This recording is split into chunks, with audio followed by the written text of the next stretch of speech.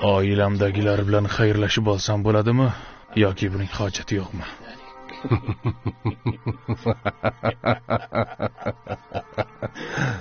Aqlli odamdan aqlli savol. Abu Abdurahmon, qaniydi avvalroq aqlingiz kirganida? Oilamdagilar bilan xayrlashib olsam bo'ladimi yoki hojati yo'qmi emish? Inshaalloh xayrlashasan. Ketdik.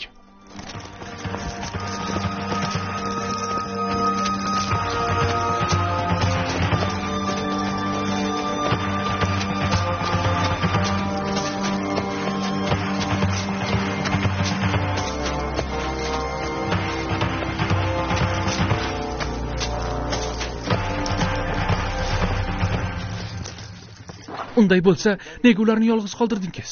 Otamiz shuni xohladilar, Abdulloh. Senga bir gap aytib yubordilar. Ayting. Nima dedilar? Abdullohga ayt. Kelmasin.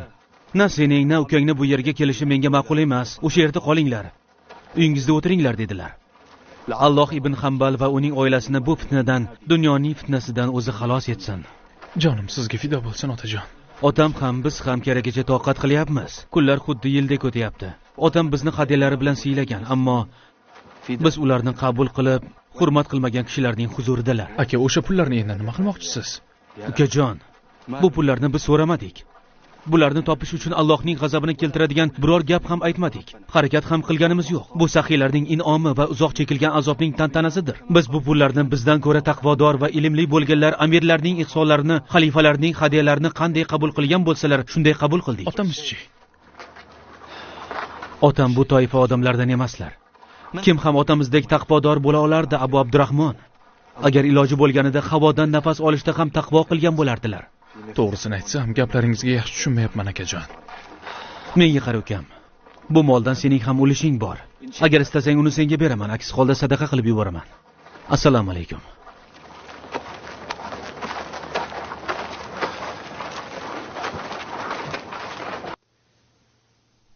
Mo'minlar amiri Ibn Abu Duvat borasida qaroringizni kutyaptilar, shayxim.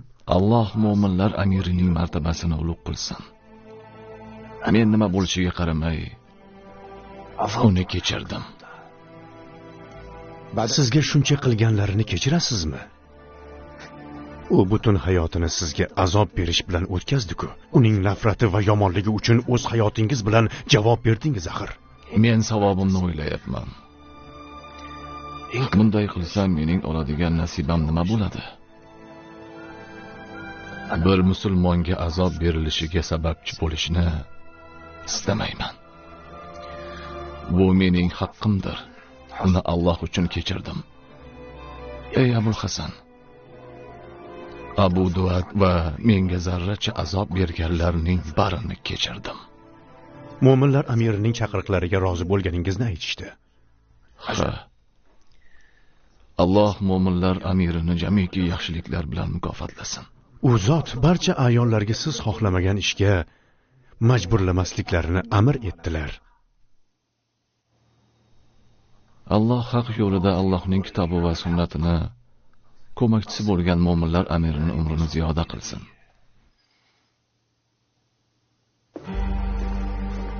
Nima bo'lyapti? Bu yerga qanday kirdingiz? Bismillahirrohmanirrohim. Mo'minlar amiri Jafar ibn Muhammad ibn Mutawakkil amri ila sobiq qozilar qozisi Ahmad ibn Abi Duvat Al-Yadining mol-mulki musodara etilsin. Ular davlat xazinasiga qaytarilsin. Bag'dod hokimiga ko'chib o'tgan uyi qayerdaligi bildirilsin va u yerdan hech qachon chiqmaslik sharti bilan uyida qolsin.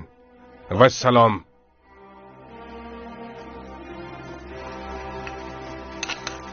Hoziroq bu uyni tark etishingiz kerak. Bu uy endi musulmonlar uyiga vaqf qilindi.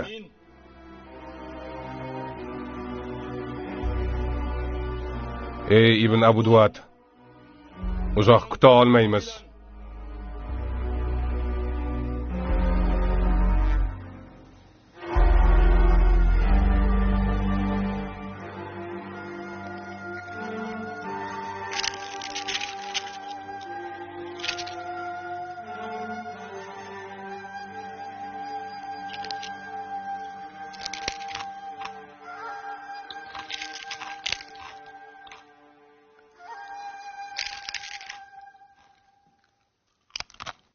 ijozatingiz bilan bir gap aytmoqchi edim.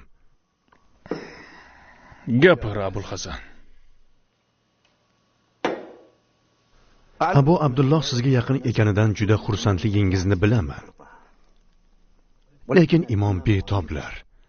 Qolaversa, dunyo matoqlari u kishini zarracha ham qiziqtirmaydi. O'zingiz u kishiga zarar berishni istamaganingizdek, imomni bu yerda bo'lishlari noto'g'ri deb bilaman.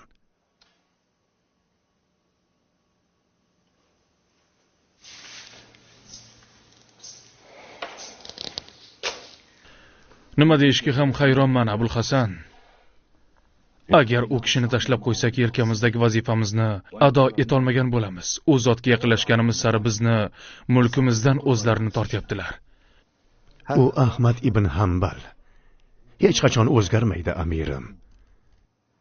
U kishini uylariga qaytib xotirjam bo'lishlariga izn bersangiz yaxshi bo'lardi. Chunki u kishidan foyda yo'q. Biz unga ikrom qilyapmiz deb o'ylayapmiz, ammo bu unga balodek ta'sir qilmoqda. Bu holat Ibn Hanbalga o'xshaganlar uchun ajablanarli emas. Imomni o'z holiga qo'yishimiz unga bo'lgan ehtiromimizni bildiradi. Alloh va odamlar oldidagi vazifamizni ado etdik. To'g'ri aytasan, Abul Hasan.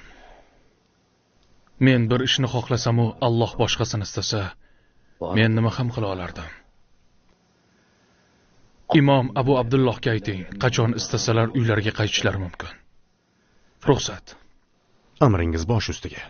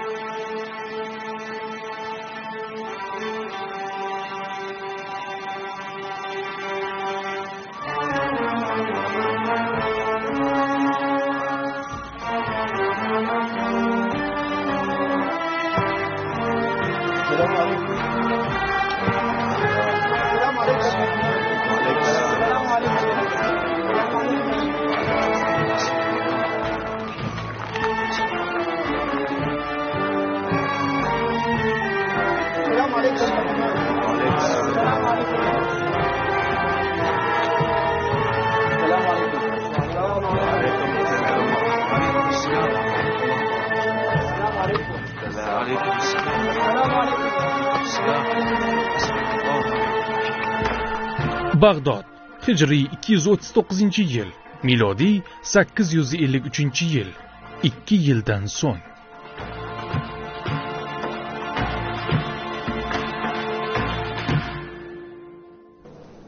Mo'minlar amiri salom aytib yubordilar.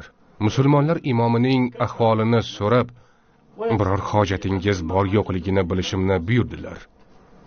Alloh mo'minlar amiridan rozi bo'lsin. Allohga hamdlar bo'lsin. Ibn Hanbal Allohning fazli va karami ila salomat. Mo'minlar amiri Alloh azza va jallaga u kishini duo qilishingizni so'rab yubordilar. Musulmonlar amirini duo qilmasdan namozimni tugatmayman. Alloh uni va musulmonlarni isloh qilsin. Mendan mana bu 1000 dinorni berib yubordilar.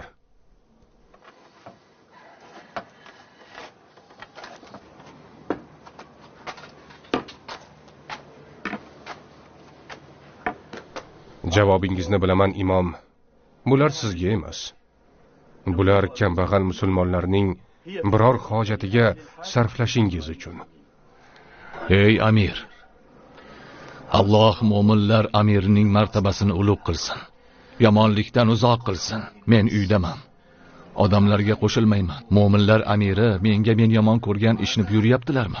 Men bunday ishlarni xushlamayman. Ey Abu Abdulloh, bunday qilmang. Mo'minlar amiri bergan hech narsani qabul qilmayapsiz. Axir bular faqirlarga sadaqa-ku. Ha. Bag'dodda mo'minlar amiridan ham olijanobroq kishi yo'q, lekin men bunday ishlarni yomon ko'raman. Amirul Mo'minin meni o'zim yomon ko'rgan ishlarga majburlay olmaydi.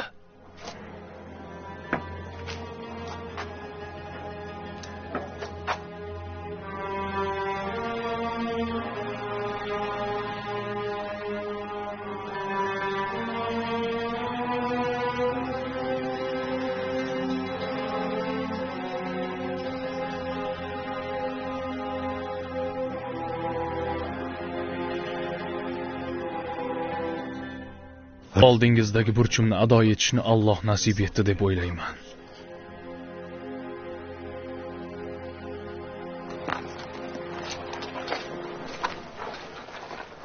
Shayx pullarni olmasliklarini mo'minlar amiri bilgan edilar. Agar u kishi pullarni olmasalar, ularni oilalariga berishimni amir etganlar.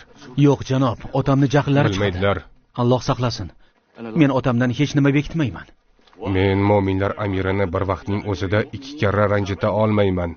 Otang olmagan bo'lsa, sen ham olmaysanmi? Abul Fadl, gapir. Ol buni.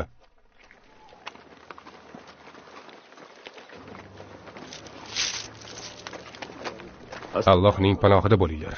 Assalomu alaykum. Va alaykum assalom. Buni qaytarib yuborsak, mo'minlar amirining g'azabiga uchraymiz. Qabul qilsak, musulmonlar imomining achchig'i keladi. Nima qilishga ham hayronman.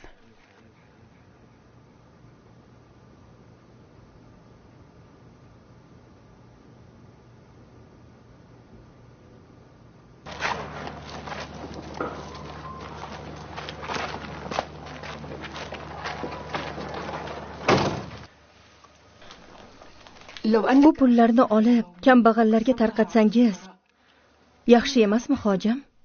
Ummu Fotimaning gaplari to'g'ri, ota. Ummu Fotimaning gapi to'g'ri. Nima endi Ibn Hanbal odamlarga xalifaning mollarini taqsimlovchi amaldorga aylandimi? Men kimman o'zi? Ularning qahramoni bo'lib qoldimmi? Bu meni ishimmi? Ulardan qachon qutulaman? Ular meni dunyoning fitnasiga uloqtirmoqdalar. Meni dunyo bilan nima ishim bor?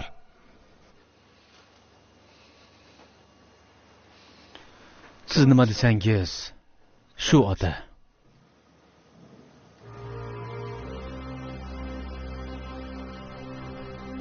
Eshik oldida Ibn al-Kalbiy bilan uzoq olib ketding? Shunchaki ota. U mendan so'rayotgan edi. Menga qara Solih.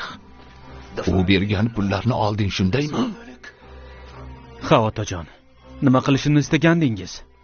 Bir tarafda mo'minlar amiri, boshqasida musulmonlar imomi bo'lsa, Solih o'rtangizda lolu hayron qoldi axir. Sen o'zing uchun javob ber, Ibn Hanbalning o'g'li. Otajon, qo'lingni tort. Sultonning molini olishdan seni qaytarmaganmidim?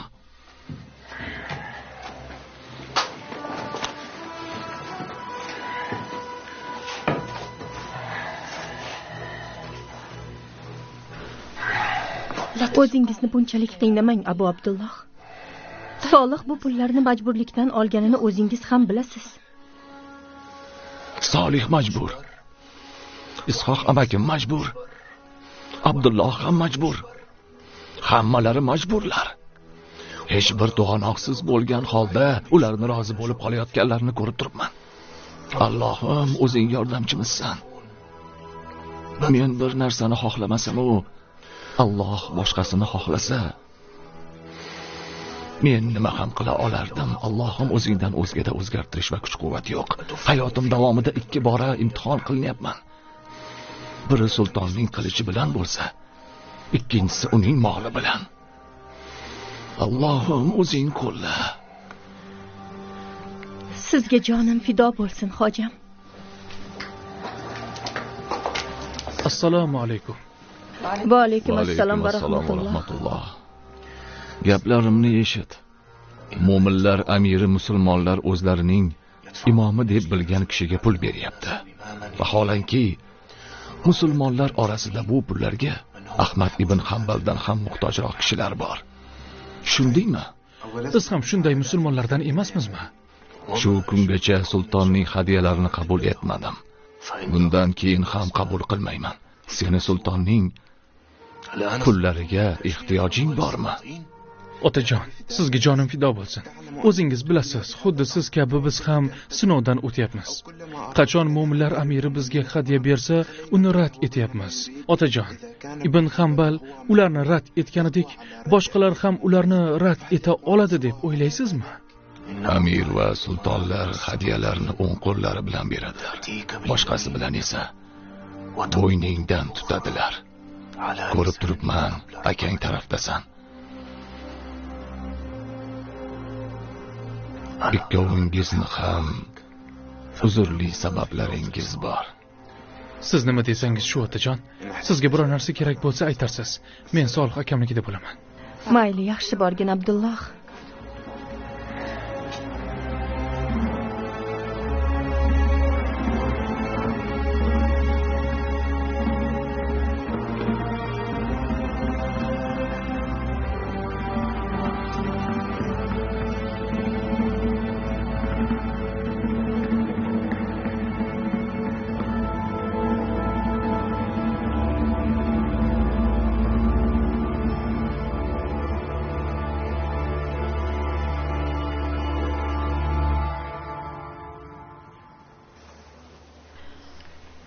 Abu Abdulloh, o'zingizni g'am tashvishga solib qo'ydingiz.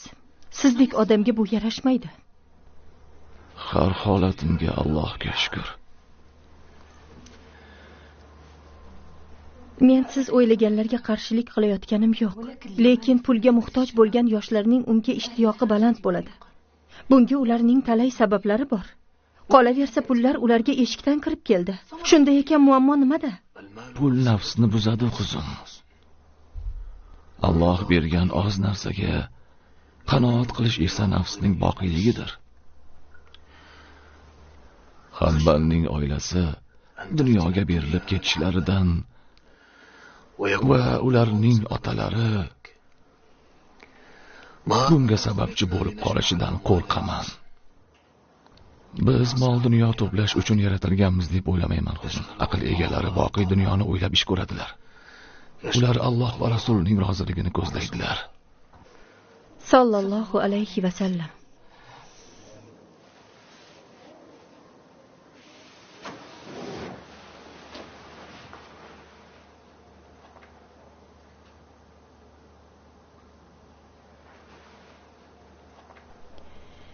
Ey Abu Abdulloh, men bu gaplarni o'g'illaringiz Solih va Abdullohga achinganimdan aytdim. Ular sizni qanchalik hurmat qilishlarini yaxshi bilasiz. Sizni ranjitib qo'ysalar, o'zlari ham qiynaladilar. Men esa ularning qalblari Allohning kitobi va Rasululloh sallallohu alayhi va sallamning sunnatlarini bila turib, dunyo matohlari domiga tushayotganlaridan qiynalyapman. Sallallohu alayhi va sallam. Ey qizim, hayotimizdagi bu voqealar osmondan tushayotgandek, bolalarimiz ham bizdan olishni istaydilar. Sultonning pullarida Ibn Hanbal va uning oilasi bardosh bera olmaydigan fitnani ko'ryapman. Ularning dunyosida meni ishim yo'q. Ular bilan nima ishim bor? Hattoki Solih mu'minlar amirining pullarini olishni rad etdi. Kundan kunga Ibn Hanbal bu ummat uchun berilgan in'omlardan ekanligiga amin bo'lyapman. Uning taqvosi ahli oilasini ham o'zi istaganidek yashashiga olib keldi. Dunyoda hech bir ayol sizdek insonni dunyoga keltira olmaydi Ibn Hanbal.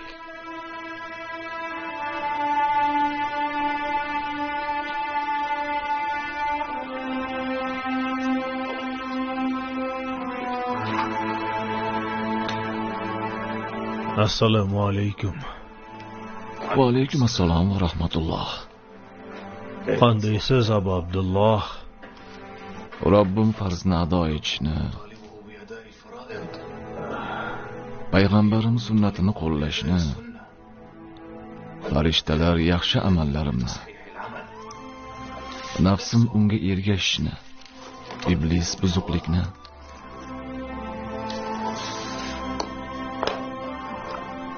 o'lim farishtasi jonimni, oilam esa o'zlariga tegishli nafaqalarini talab qilib turgan bo'lsa, men qanday ham bo'lardim?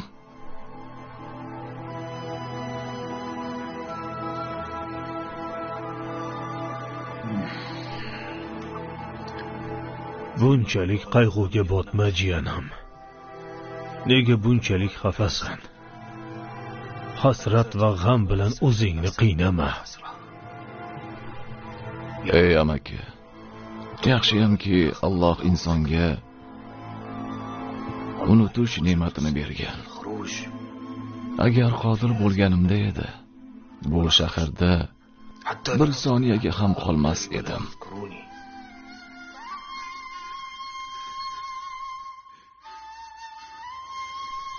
Toki meni yodga olmasinlar, unutib yuborsinlar, Makka-i Mukarramaga ketib qolgan bo'lardim. Hech kim taniy olmaydigan bo'lib olardim. O'lim soati yaqinlashib qolgan kishiga u ham bir sinovmi deb qo'rqaman. Qani endi unday bo'lmaganida amaki. O'zingni ortiq qiynama jiyan.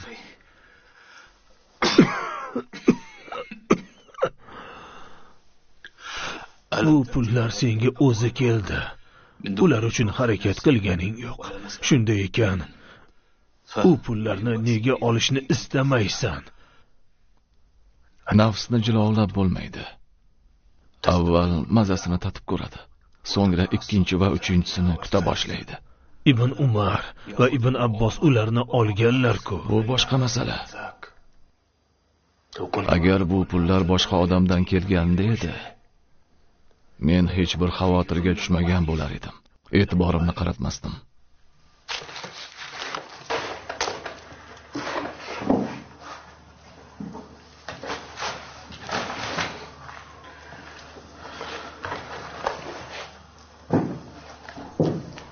Mayli, bu gaplarni qo'y. Menga qara, Ahmad. Musnad kitobingni tugatay deb qoldingmi? Al-Musnadmi? U men uchun eng qadrli kitob. Imom Abdurazzoq As-Sinoniy rahimahulloh huzurlaridan qaytgach, Musnaddagi hadislarni to'plashni boshlaganman. Unda 40 mingga yaqin hadis jamlangan. Agar Ibn Abi Duayd bizlarni fitnasi bilan chalg'itib qo'ymaganida edi, allaqachon uni tugatgan bo'lardim. Alhamdulillah, ancha tugatib qoldim. Allohga shukr. Ibn Abu Duvat vafot etganini eshitdingmi? Ha, bugun olamdan o'tibdi. Bechoraning janozasida juda ozchilik ishtirok etdi. Allohim iymonimiz but holda va Rasululloh sunnatlariga ergashgan holda jonimizni ol. Bizlarni adashtirma, o'zing rozi bo'ladigan xotimani nasib et.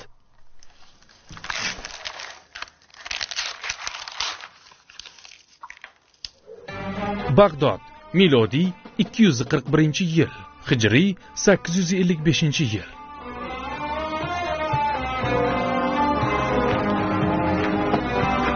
Tezroq bo'ling, janob. Bu tarafga.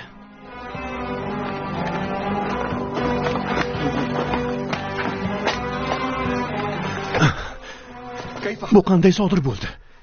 Kechagina ahvollari yaxshi edi-ku. O'lim haq, umrlari poyoniga yetgan ko'rinadi Abu Bakr. U zotning hayotlari qiyinchilik va mashaqqat bilan o'tdi, ey Abu Muhammad. Alloh u kishini o'zi qo'llasin.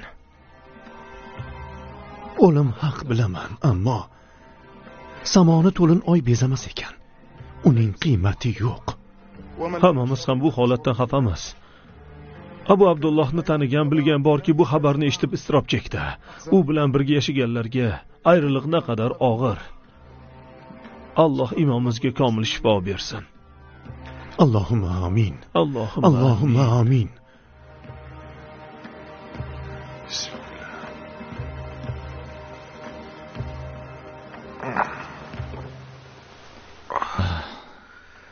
Alhamdulillah.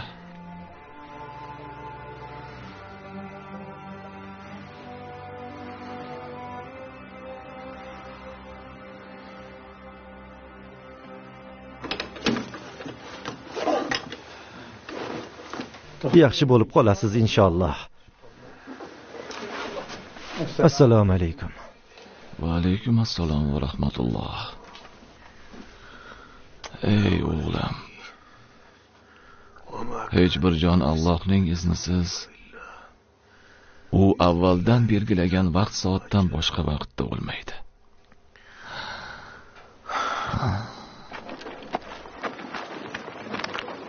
Imomning ahvollari yaxshimi, Solih? Nima deyishni ham bilmay qoldim, amir. Allohning xohishiga qarshi bora olmaymiz. La havla va la quvvata illa billah. Allohdan o'zgada o'zgartirish va kuch-quvvat yo'q.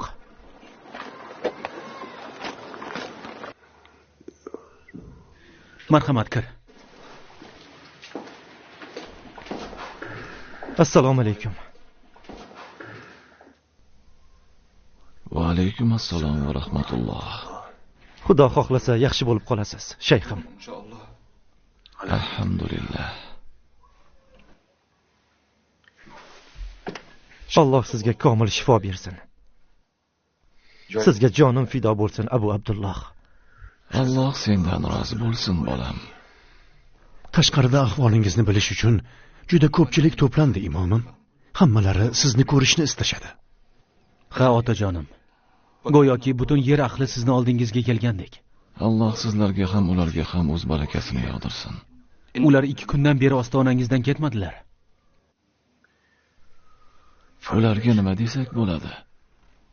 Sizni ziyorat qilishlariga izn bersangiz yaxshi bo'lardi. Kirit ularni, Abu Abdurahmon. Kirit. Sizni Allohning panohiga topshirdim.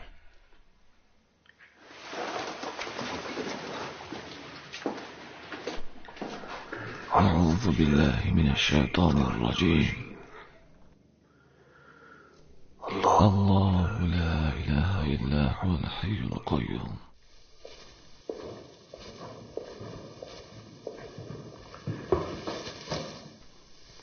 Meni chaqirtirgan ekansiz. Imom Ahmad ibn Hanbaldan xabar olib kelsang degandim. Amringiz bosh ustiga hukmdorim. Alloh Ahmad ibn Hanbalning umrini ziyoda qilsin. U zot mutawakkil zamonining ajoyib mehmoni. Hukmdorlik davrimning ne'matidir. Allohim bizni undan ayirmasin, salomat qilsin. Islom olimlari tunni yorituvchi yulduz kabidirlar. Imom Ahmad samodagi quyoshdek yorqindir. U hayot ekan tun-u kun ilm yog'dusini tarataveradi. Alloh undan rozi bo'lsin. To'g'ri aytasiz, hojam.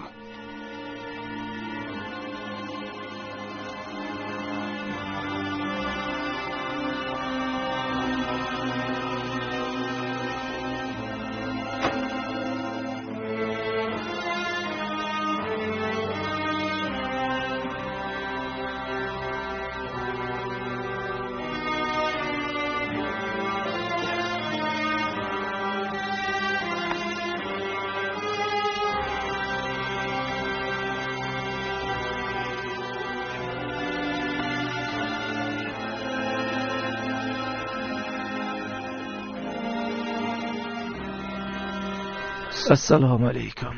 Va alaykum assalom. Sizni urintirib qo'ydim, hazrat.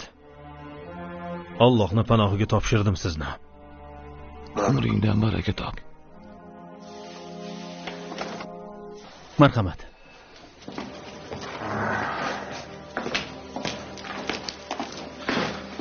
Tashqarida bir kishi oldingizga kirishga izn so'rayapti. Hech kimga eshigimni yopmanglar.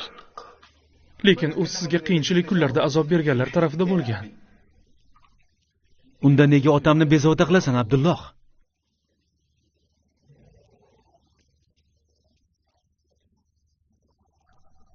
Kirit uni. Xo'p bo'ladi.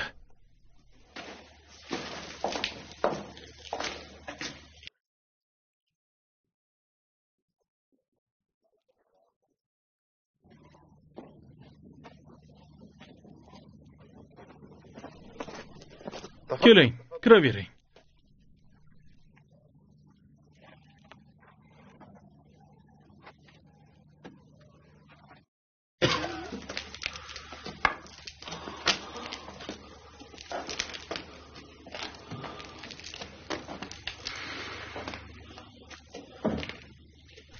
Assalomu alaykum.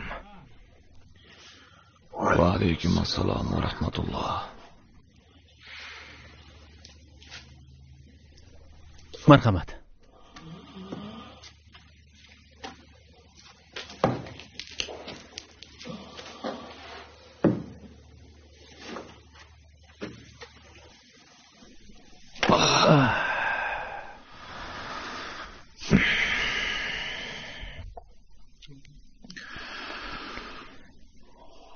Insoniyat uchun nima foydaliroq bo'lsa, yer yuzida o'sha qolar ekan Abu Abdulloh. Bugun qay birimiz yaxshiroqmiz? Bu dunyoda o'z fazilatlarini ko'rsatgan senmi? Yoki ilgari hidoyat topmay, fitnaga berilib, gunohlar zanjiri bilan oyoqlari sudralib kelganidan pushaymon bo'lgan menmi? O'z umrini fido qilishga qo'rqmagan,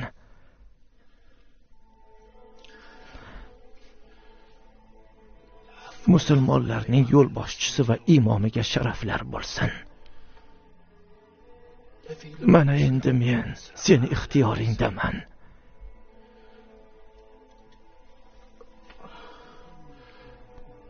Meni jazolasang, adolatli bo'l. Agar kechir olsang, meni kechir. Ey Abu Lays, kim tavba qilib solih amal qilsa, u albatta Allohga haqiqiy qaytish ila qaytar. Endi sen hech qachon musulmon birodaringga zarar bermaslikka va'da ber. Va'da ber. Va'da beraman. Men seni kechirganman. Allohim uni afv et. Men ham uni kechirdim.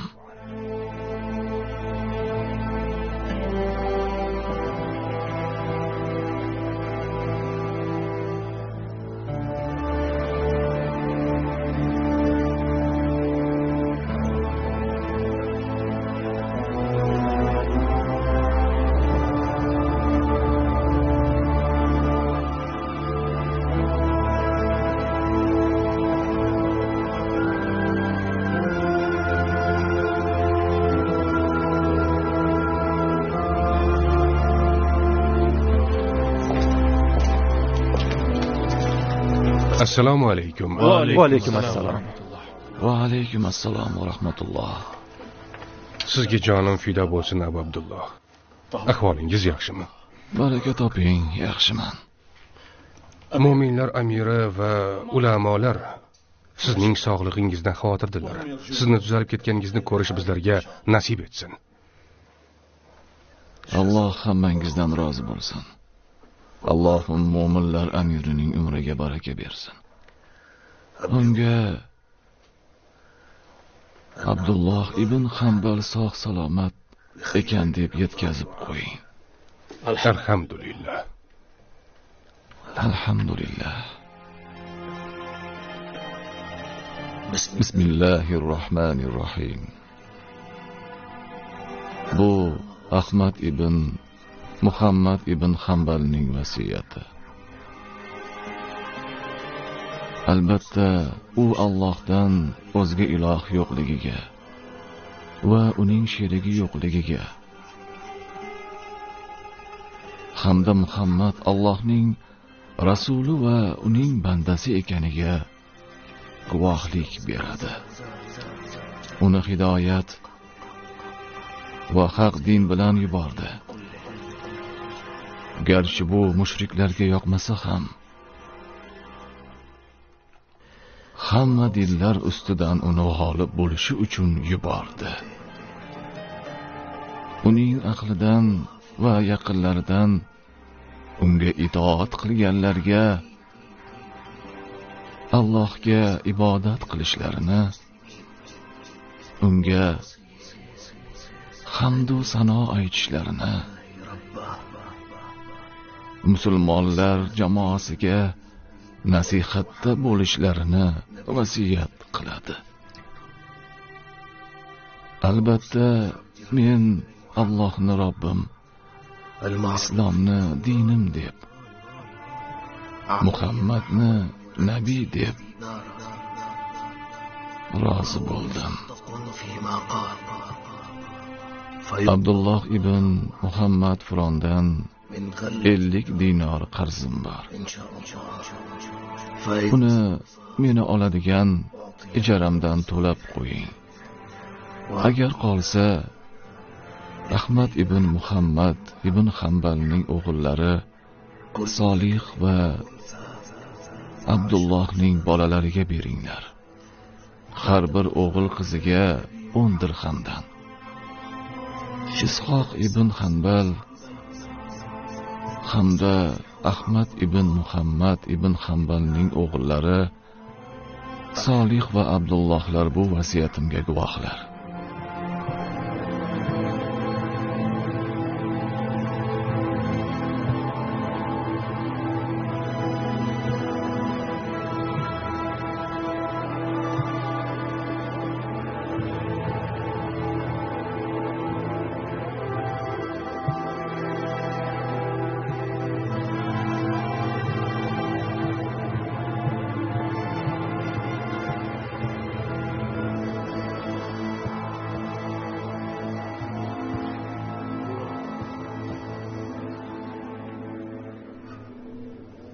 Juma namoziga boringlar. Uni o'tkazib yubormanglar. Bo'lmasa juma namozidan keyin yana kelamiz, Abu Abdulloh. Assalomu alaykum.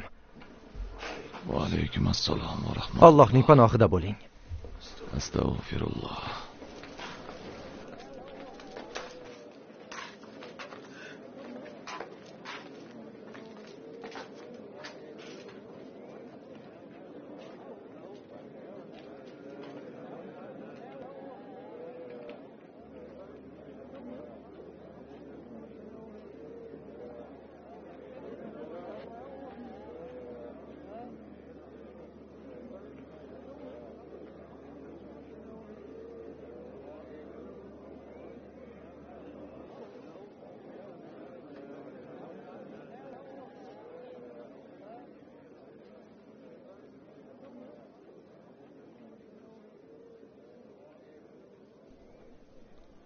Ona,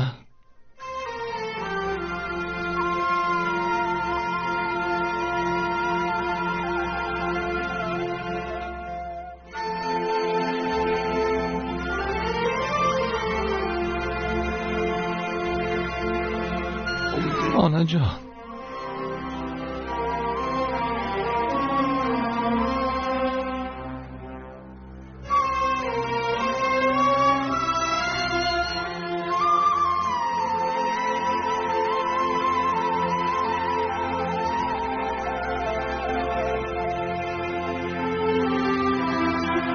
Onajon.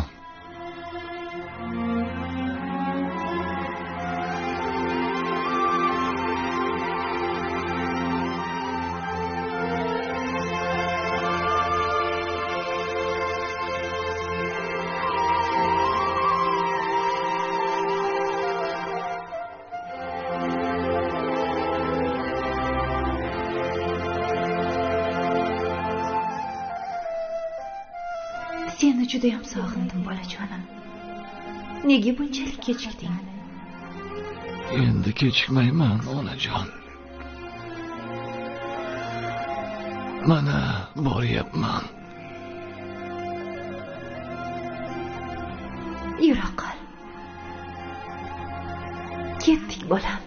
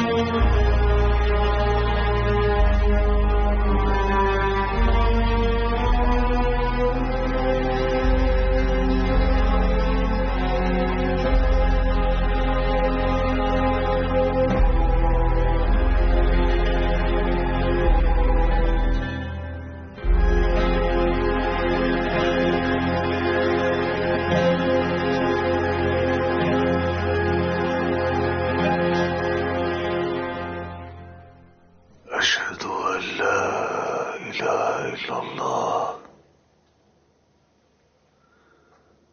وأشهد أن محمدا رسول الله.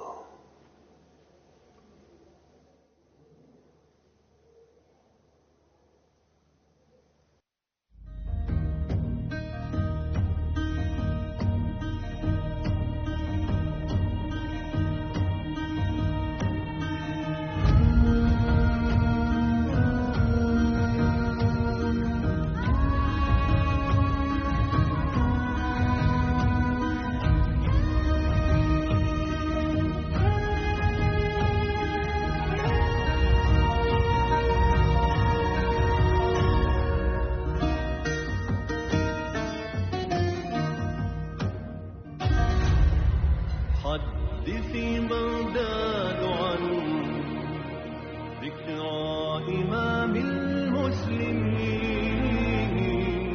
رابع الأقمار في مشكاة طير المرسلين.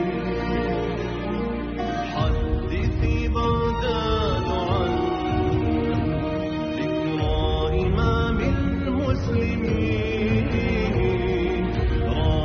الأقمار في مشكاة طير المرسلين.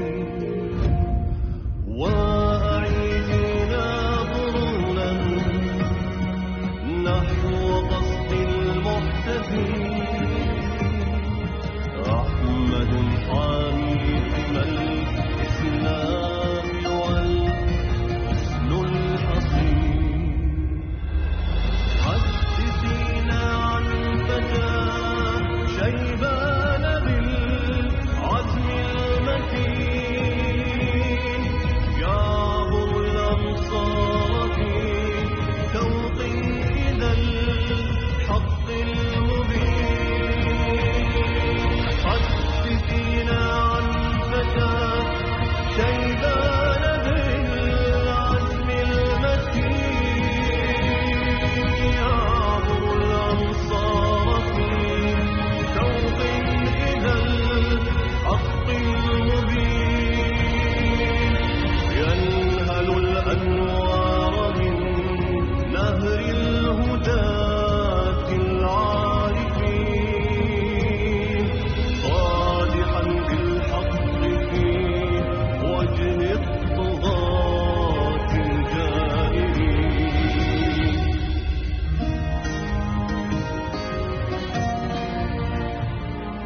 حدثي بغداد عن ذكرى إمام المسلمين رابع الأقمار في مشكاة طير المرسلين. وأعيدنا قرونا نحو